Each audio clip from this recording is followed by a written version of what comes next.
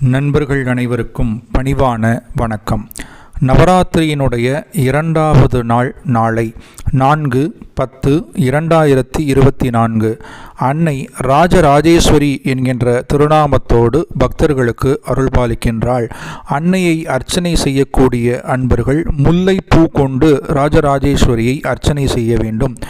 ஆலயம் சென்று ராஜராஜேஸ்வரி அலங்காரத்தை தரிசிக்கக்கூடிய அன்பர்கள் மஞ்சள் நிற ஆடை அணிந்து சென்று அன்னையை வழிபட வேண்டும். அன்னைக்கு நெய்வேத்தியமாக புளி சாதம் செய்து பக்தர்கள் வழிபடலாம்.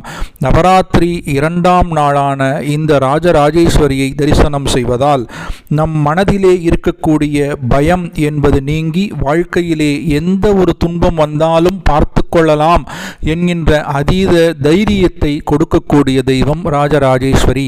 நவராத்திரியினுடைய 2ஆம் நாள் நாளை